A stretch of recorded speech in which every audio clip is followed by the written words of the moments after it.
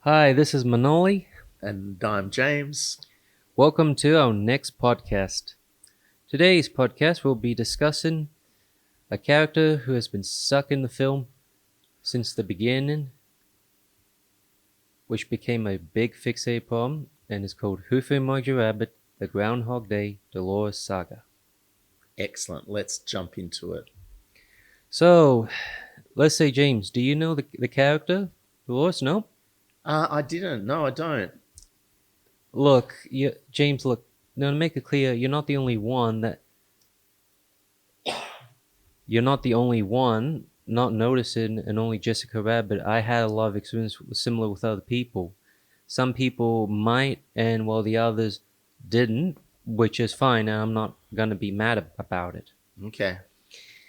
But the biggest issue is, and look, I get it. When the movie came out over 30 years ago, the characters in the film were Eddie, Roger, Jessica Rabbit, Judge Doom, the Weasels, Benny the Cab, Baby Herman, and so on, and I understand. Well, one of the characters that were only supporting was Dolores. Right. Now, Dolores is a character from the film, of course, Eddie's ex-girlfriend, Mm-hmm. and I don't know what caught my attention, but the character was pretty amazing at the time. Right. And what was amazing about her? I don't know, it's just looked good and something that I've never seen before, and just left me a big impact. And I get that. Look, throughout the years, people were not much interest with her, and I get the point, and I respect that, and there's nothing wrong. And there's a difference between then and now, Great. because back then, like for starters, at the end of, as a teenager, I was like, wouldn't it be nice if they used her likeness as other characters and stuff? Dolores. Mm. And I decided, and there was a time where I just kind of felt teary for out of no reason, but now I got over it and I have no problem, because in this day and age, she does matter. And let's take a look at who is Dolores, which I already went to this one. So we're going to see, and you too, the Who Framed My Driver style guide sheet. Let's look at it together. Yeah. Let's have a look at that. So so when the style guide sheet, and where do I found it, James? From the Twitter, Uh huh. sent publicly, and I was very impressed seeing this for the first time. And when I was kind of like, because in this day and age, and fans are trying to bring her back again, and so do I. I brought her back as a blue Navi, of course, and I'll get to that very soon. But as you can see, now to make it clear, it had nothing to do with the actress that played Okay. Joanna Cassidy. Don't know her? No, I don't know. I've Me never- neither.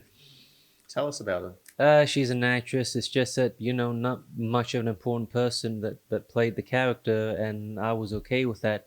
She played as the host as herself in Roger Rabbit and the Secret of Toontown. Yeah. It was, never made it to DVD, and it was like, on TV a long time ago, and many people began recording off their VHS and archived it years later. And look, the thing is, the part of me using the bases, this is the style guide, as you can see right here. This is what she is right there, which is known as B12. Okay. Yeah, I can see that. Now, the thing is, she looks pretty amazing, and looks okay, of course, and the thing is, the concept of me using her template and the facial and stuff isn't something new, of course, even though it had nothing to do with the actress. A lot of people did this before me. Right. Do you know the concept? No. The concept of people taking ideas and facials based on actors' well-known performance or actresses, and has been done before me. Yeah. Oh, yeah. Of course. Here's an example, and there will be some controversials. Take the example, the Springfield Mafia from The Simpsons, Mm-hmm. Fat Tony's henchman named Louie. a character based from the Goodfellas. Mm-hmm. He became an iconic character. Nobody had a problem with that because it's just a character from the movie. It was based on before it became a novel. Goodfellas, it was a real thing, of course, but the character became very well by the Simpsons developers, and nobody had a problem with that. Nobody filed a lawsuit until 2014. An actor named Frank Severo slammed for using his likeness, and it just became weird. Did it? Yes, Hmm. and his personality, which is quite stupid. This is a character, Okay. and the character works so well. I don't hear nobody had a problem Huh. when it comes to the people watching The Simpsons. Right.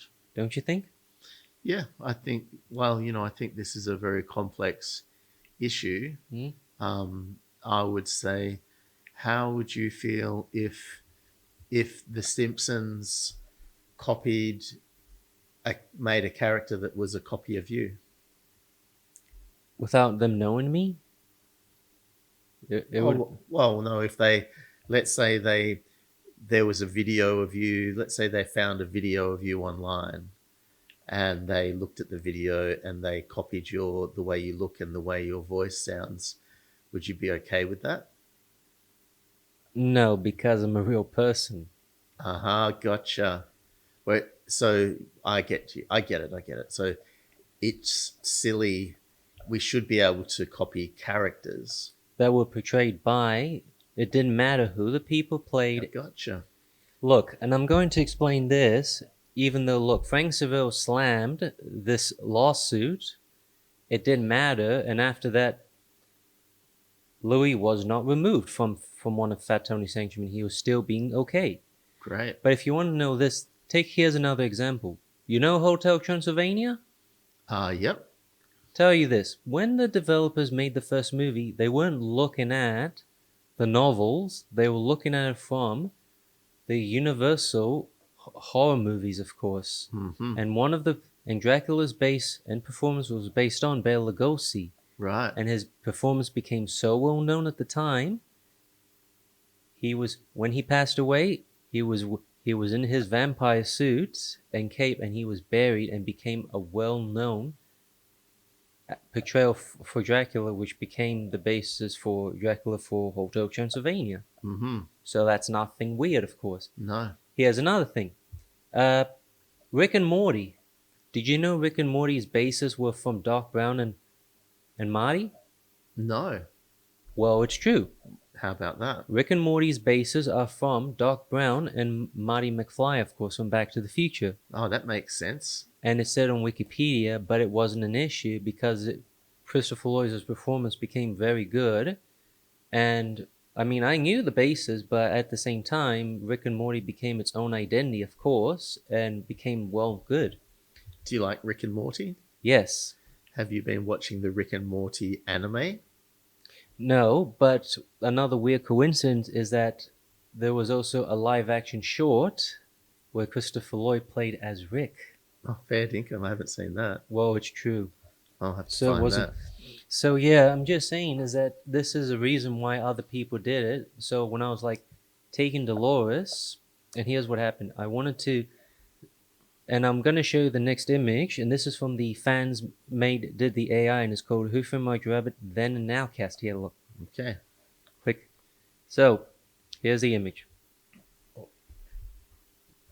So, which image is it? Go to the next one. Blue. No. Which Who Framed Roger Rabbit cast Then and Now, the real faces of Toontown. You have to click on the next arrow.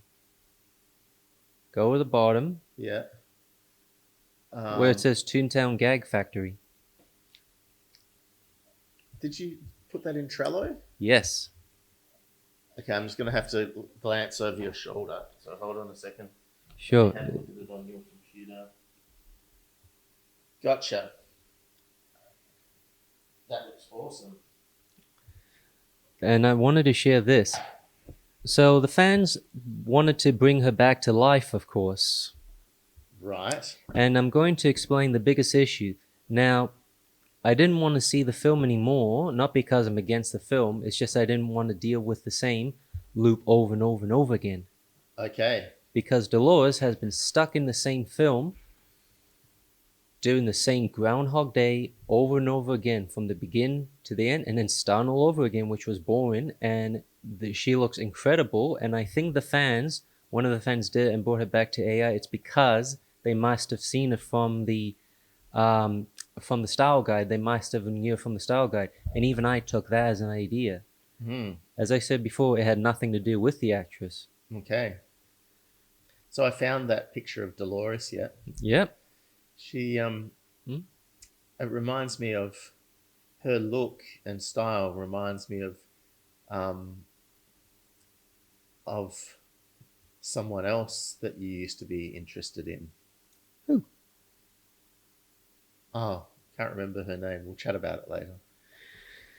But here's some bit of changes, a lot of changes that I did, and this is the Blue Navi Dolores, and here's all the things that you need to understand, James. Okay. Where it says Blue Navi Dolores. I'll go down to the next one. Yep. Here she is. So this is the Blue Navi Dolores. She's an avatar, and I was able to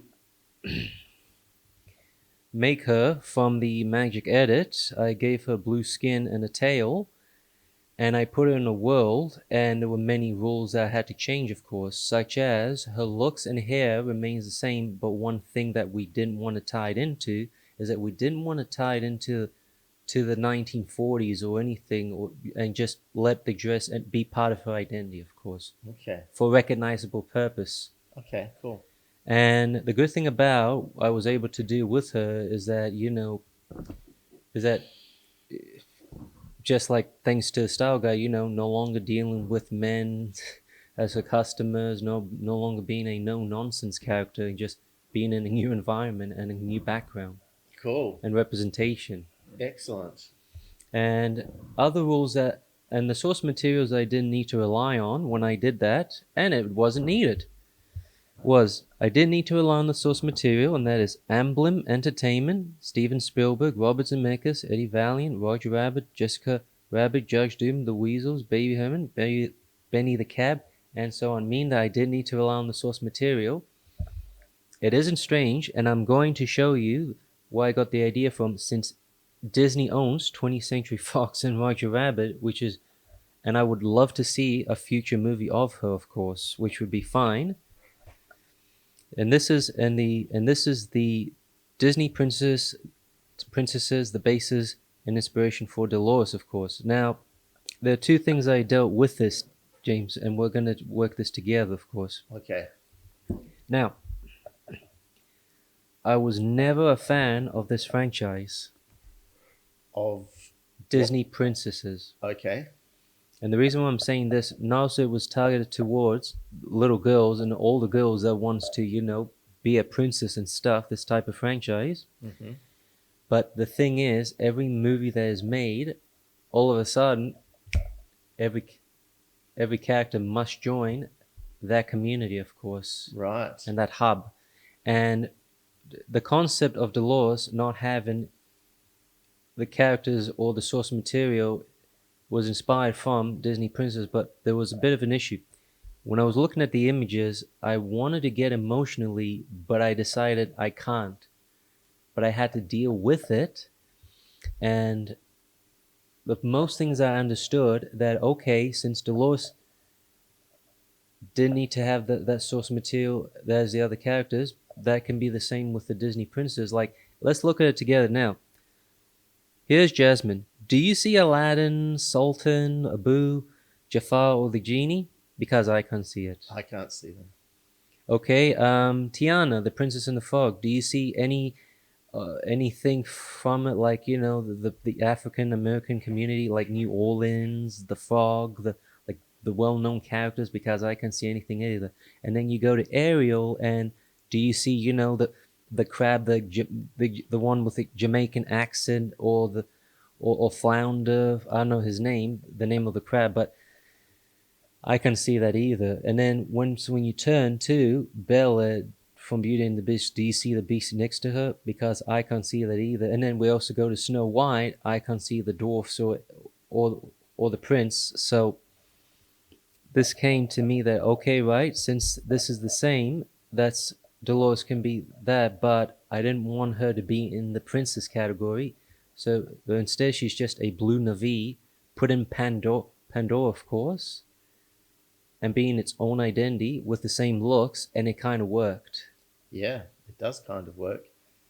And do you think that she deserves to be up there with all those other Disney princesses? Do you think she's that good that she should be? No, no, I'm not saying she should be it, but she's a non-Disney princess, of course. She's just a blue Navi, of course, from Pandora, and I did a great job, and I just wanted to get that out of my mind, out of my head, because we live in a time where she matters. People know who she is. I went to Kmart. I remember pointing out these unique things I did from from Kodak printing, and it's like, and I had to explain the truth. I had to speak up and some sort of an advocate, but I wasn't really advocating, but it had to be done. Great. However, one thing that I didn't want, but these rules had to change a bit. I didn't want anything to tie in with the source material in the same way like Classy Chupo. I mean, when I did Classy Chupo, yeah, I had to use all the source material and the visuals, but while some of the source material, this is a different one, is the Rugrats, of course, popular show, got its own Walk of Fame. You know the characters, hold on to your diaper, babies, hang on and stuff. I didn't need to rely on that source material, but well, the rest of source material mattered because it was classy cheapo. And I know that, James. Mm, excellent. But back to the Disney princesses is that the weird coincidence about Snow White is that she did appear in Who Framed Roger Rabbit, where Dolores was, and it became a weird coincidence that the character that I created would actually appear as a blue Navi in Pandora, but without tied into the Who Framed Roger Rabbit characters or the source material. Mm-hmm. And when I say no Robert Zemeckis or Steven Spielberg, not because of ignorant, it's just that they're not. It's it's just a similar rule, just like the Disney princess, very similar. Yeah, gotcha. It's pretty But complex. at the same time, when look, even though that I've dealt with it, and I'm not emotionally now that I'm looking at the image, but I can understand this issue that I've gone through, of course. Oh, so when you're going through one of these issues, do you find it hard to explain what's going on? Like, does it make you upset and that's hard to I explain? try to, but I'm not going to get emotional, no way. No. But here's another thing. Now speaking of Dolores not tying her looks into the 1940s in the same way, well, it's same applies to Disney princess. Like, take the example, Tiana from Princess and the Frog. Does this, despite she's with the princess, does that mean that the African American community culture, New Orleans, Bayou, and stuff have to be tied into it when it comes to the Disney princess? Nah. No. And also Jasmine. Since Jasmine has joined Disney Princess, what does it mean for her? Do we need to tie it with the Middle Eastern cultures or the Arabian? Not at all. And I can understand where the direction is, and it it's not something new. It's just how it is done. But I decided to take my direction, thinking, okay, well, her hair and looks can just it can be part of her identity, and that was it. All right. So we're down to the last note that you've got here. Why do you want to read it or do you want me to Yeah. read I'll it? read it. Why don't watch Who Framed Roger Rabbit, but I still like it. Now, the reason why I don't watch Who Framed Roger Rabbit because I don't feel like revisiting the film anymore, and I don't want to deal with this Groundhog Day loop with Dolores that we said before. And the part of me watching this Groundhog Day bullshit is like, sitting in front of the window looking at the same view we like you did back then, even though that part of the land is still the same, but and part of the things change, like the house gets um renovate. I mean, people leave that house, it gets renovated, new people come in. Sometimes there'll be a tree being chopped down. Well, the layout remains the same, and it's a little bit like remastering Roger Rabbit, but still nothing changes because you're still stuck. Because Dolores is still stuck in that fixated Groundhog Day, Mm. and we don't. And it's like enough is enough. We want to bring her into the now instead of ignoring her. Yeah, fair enough. And that's the thing why I said before why I'm not going to watch it. But what I will do is that I will enjoy for educational and historical and for research purpose. I can look at documents, I can look at the style guide like what we saw before, James. And that's the best thing we can do. That's true. That's a really good way of explaining how you've processed these questions and these And challenges. if I wanted to see it, James, I'll just save it when I go overseas in Los Angeles. That's a different story. In America, for entertainment purpose, fine. In Australia, for educational and for research purpose, that's fine too. All right. I'm not saying something. I'm not here to be nasty about a movie. I'm just here to separate the difference. Yeah, and to express your understanding and your beliefs and share your research. Now, of course, the purpose. Now, when I say I don't watch it anymore, it isn't because I was cyberbullied. It wasn't because some cyberbully told me. No, I made the decision because, and I explained the reason what happened. Did you get cyberbullied though? No, no, no, no, no, Oh, no, no, okay. no, no, no. It's not like some cyber said. Mm. No, no, that never happened. Okay. I just said that why I won't watch it because of that issue. Gotcha. All right. However, there is an exciting movie that is coming called Wally versus Coyote versus Acme. Right. It's done with John Cena, and the developers of this movie acknowledge who from my driver. So this is the closest film we're gonna get. Fine, I'll Right. be happy to watch that. Okay. Well, I think for this podcast, we've certainly packed a lot of information in there, haven't we? Yes. Um, and is there any parting message? So, this podcast has been titled Who Framed Roger Rabbit? The Groundhog Day Dolores Saga. Yes. Have you got any final message that you'd like to leave our listeners with? Yes. The most important message is, and I look, and this is so I can understand. When I first saw the film, it was a bit darker, and this is so I can understand. If children today cannot deal with this movie, then maybe it's best if parents don't show it to their children. And I think the best thing they should do is actually let them watch the documentary, and maybe they'll watch it when they become a bit mature and stuff. Okay. Great. Maybe when they're 11 or 10 or something, when they have a bit of knowledge. And I think it's better that way, of course. Okay. It's Excellent. for the best. Okay. So, Great. so thank you for understanding for the message. Okay. Bye. Bye. Take care.